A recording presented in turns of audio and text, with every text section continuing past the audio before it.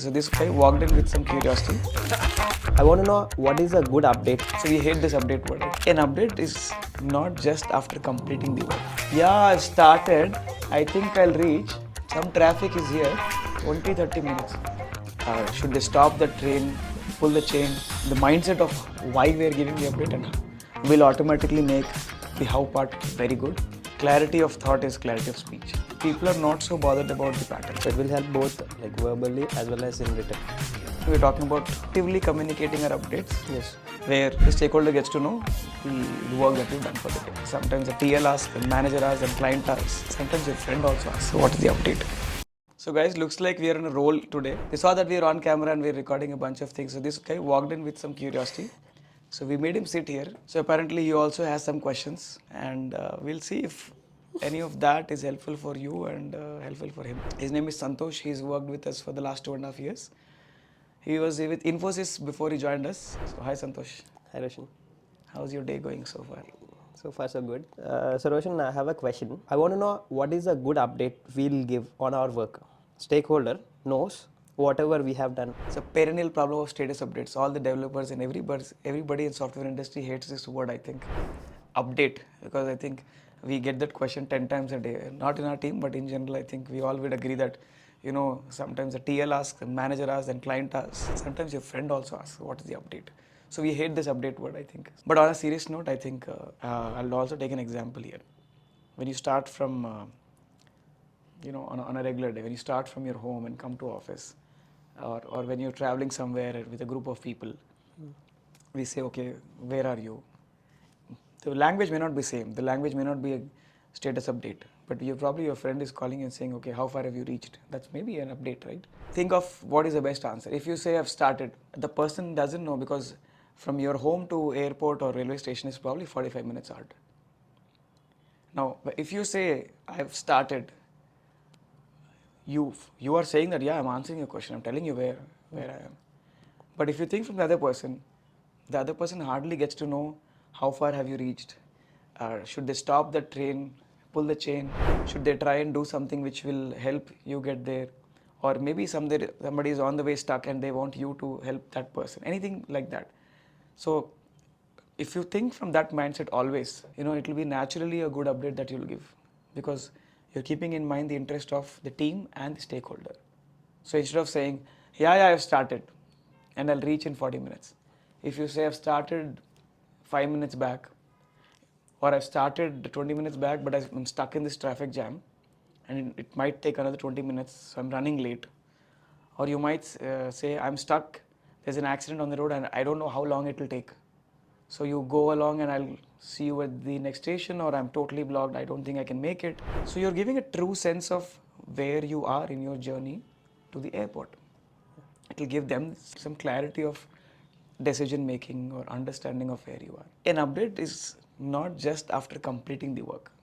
I think a lot of time that is where we fail. You're trying to finish and if you know that you have to give an update at 7 p.m. for example, and it's just another couple of hours and you probably will be done by 9 or 10 o'clock in the night. We stop the update itself. We say we'll finish this and give you an update by 10 p.m. So the whole point of update is just let the team or whoever is asking you, the stakeholder, where you are, where you stand at the moment. Most naturally we say, yeah, I'm doing my work, I'll let you know by tomorrow, I'll finish by tomorrow. No, that sounds like an update, but you're not telling me, are you stuck? If you're stuck, how badly are you stuck? Like I said, 20 minutes stuck in traffic, but I'll reach in 20 minutes. Which means that you are stuck, but you know your way out, you're taking a shortcut. It will take extra 20 minutes, but you'll reach. That is when you know there is a shortcut or there is an alternative way. In our work as well, it's the same thing. If you know you're blocked, how you're blocked. You know a solution, great. You tell them, okay, it's gonna take me another day, another 10 hours. You're stuck and you don't know, you say, hey, I'm stuck, I need help. Or you say, okay, I know exactly where I am. I'm perfectly on track. I've finished 50% of work. I have another 50% of work left, which will take me another 8 hours. I'll finish by tomorrow or day after, whatever that. So I think that's my only, input to you or to anybody listening, that if you keep in mind that the update is to let everybody know the real situation of that journey, whether it's a real journey or work journey, that is when it is real helpful. And if you focus on that, I think it doesn't matter how good your English is, how good you are with your writing skills or anything, because this is data. Traffic jam, 20 minutes more. We're talking about basic English, right? Yeah. So to start with, I think the mindset of why we are giving the update and how will automatically make the how part very good. Imagine this, if the other person, again going back to the road example, if the other person says, yeah, I've started, I think I'll reach, some traffic is here, 20-30 minutes. If I tell you the update like this, this tone will not give you the confidence that I know where I am, that I know it's 20 minutes or 30 minutes, because the tone I'm using is very uncertain. And the first thing that I'm thinking is, this guy doesn't know what he's doing. He's probably on a wrong way. He's saying 20 minutes, but I don't trust him. Probably it will take 30. Or maybe there's a shortcut and he's just saying 20. Because the way you're saying is not making me believe in your updates, in your words. Clarity of thought is clarity of speech. So if you're clear in where you are, how long it will take, you'll naturally speak clearly and speak confidently. That's all I can say about giving a good update. So with that mindset, with some pattern that you follow, with a good clear tone, if you're in video, speak to the person, look at the person, be on video if it's a virtual meeting. If you're giving this update in a meeting, obviously a few more elements get added in terms of how clearly are you speaking, how concise you are, and that is when patterns help, like you said. Patterns is similar to what we just said. Hey, I've started this much time back, I'm here, my path is clear, on track, I'll reach in 20 minutes. My path is not clear, it looks a little orange, might take 30, otherwise I'm stuck and I don't know how long it will take.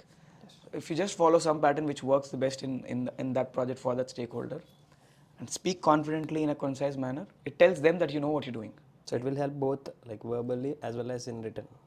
That's the best way. I mean, when you write it down, it helps you gather your thoughts. When you're writing the update before even speaking, that's something which we encourage in our team as well, right, as you know. So writing gives you the clarity of thought, okay, this is where I am. So when you're speaking, you naturally are more confident to any stakeholder that you're speaking, and you're not thinking in thin air, this is 20%, this is 10, I don't know. So the moment you do start doing that, they lose confidence. So yeah, definitely writing first and then speaking is the best way.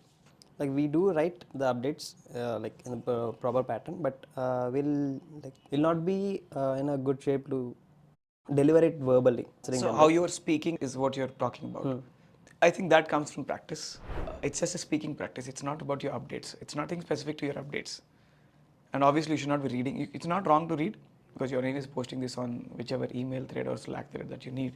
But I strongly believe if you start always going in the mindset of what we just discussed, the traffic and airport, you'll naturally cover all the important aspects.